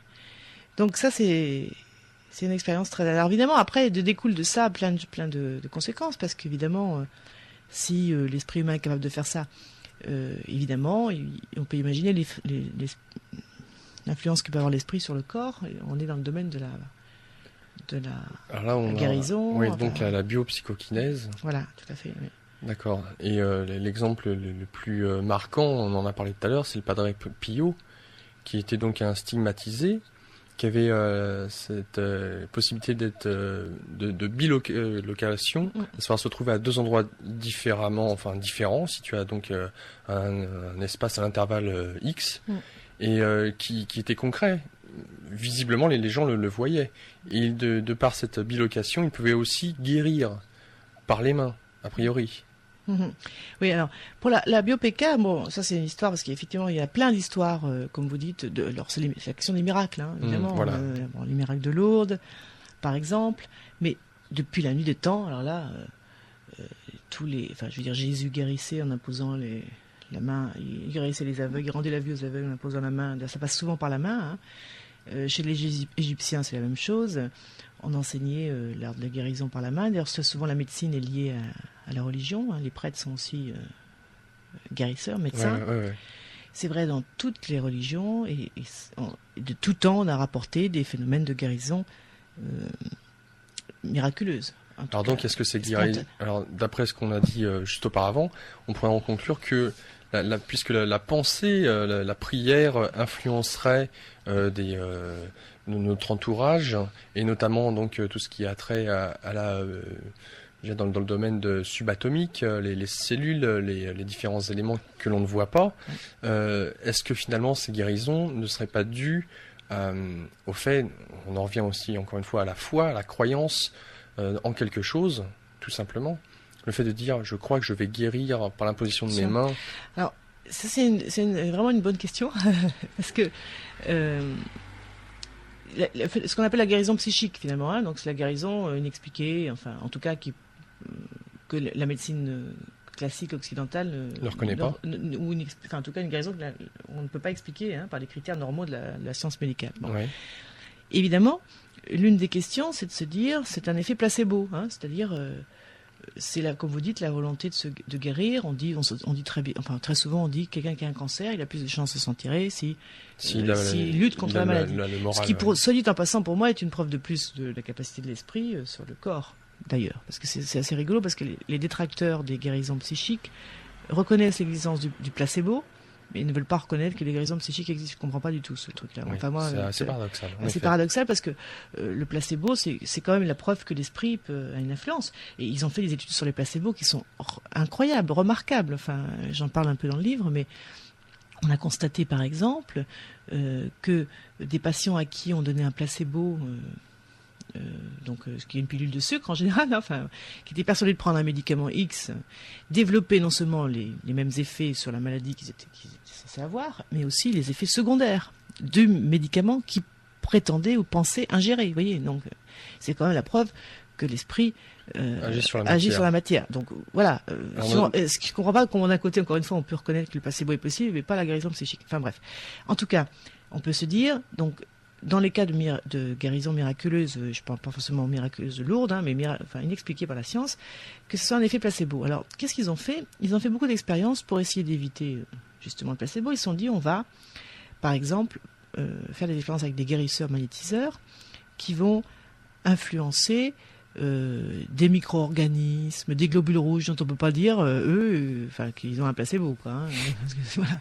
Et ils ont fait un tas d'expériences totalement sidérantes. William Braut, par exemple, qui est l'un des biologistes qui a le plus travaillé sur la biopsychokinèse, il a constaté, par exemple, qu'un guérisseur qui intervenait sur des globules rouges arrivait à les détruire extrêmement rapidement, beaucoup plus vite que si on ne fait rien, quoi. Voilà.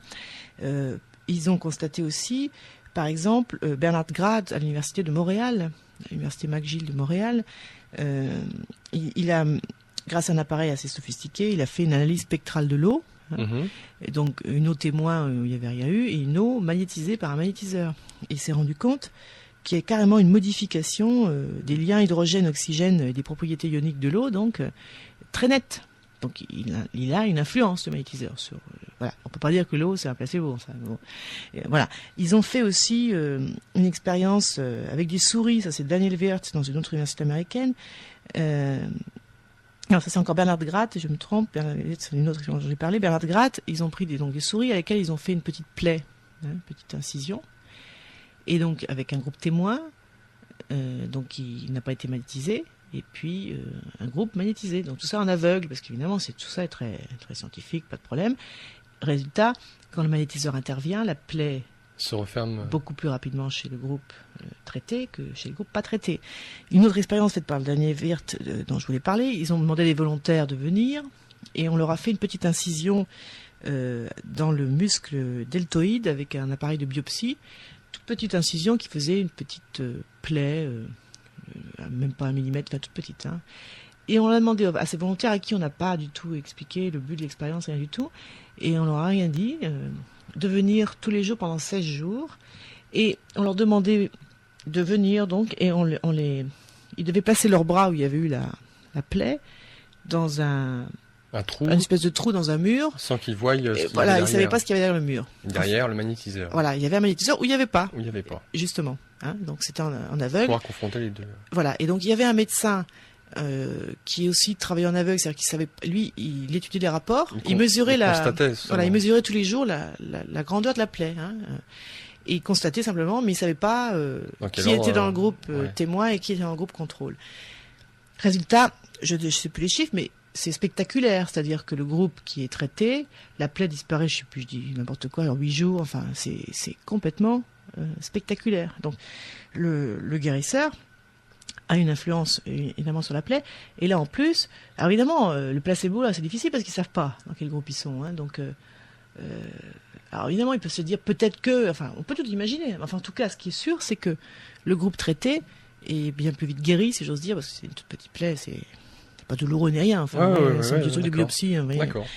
Voilà, des expériences comme ça, il y en a eu plein. Alors, ils en ont fait aussi, alors, sur l'influence d'un guérisseur, sur la pousse des plantes. Oui, alors ça aussi, oui, j'avais trouvé très intéressant le fait que vous ayez relevé cet exemple-là, sur des brins de seigle. Oui, tout à fait. Ça, c'est Robert Miller qui a fait ça. Et c'est spectaculaire. En plus, on a des appareils maintenant qui mesurent à l'heure. Même oui, à l'heure. La poussée ça pousse. Vous voyez la courbe tout de suite sur l'ordinateur. Enfin, c'est complètement, c'est magnifique, quoi. Enfin, donc c'est facile de mesurer. Groupe témoin, groupe et voilà, et ça marche. Et à distance aussi. C'est-à-dire que le guérisseur n'a pas besoin d'être là. Il peut être à des kilomètres.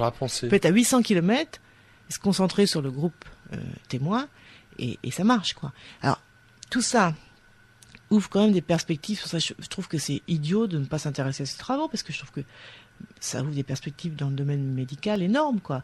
Et ça ne fait que réaffirmer ce qu'on finalement on a toujours dit, mais qu'on a peut-être oublié dans la médecine occidentale. Hein.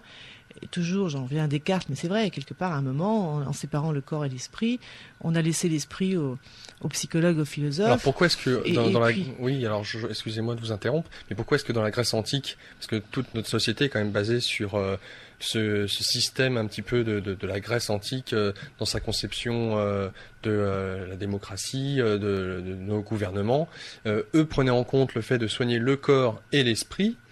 Et dans la nôtre, non, c'est le corps a priori est bien séparé de l'esprit, et l'esprit à la rigueur peut-être même mis à l'abandon à l'heure actuelle.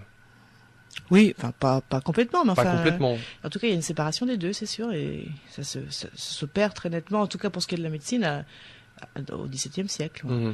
Et donc le corps va être donc le fait des médecins, des physiologistes, etc., et l'esprit des religions, mais avec une coupure nette entre les deux.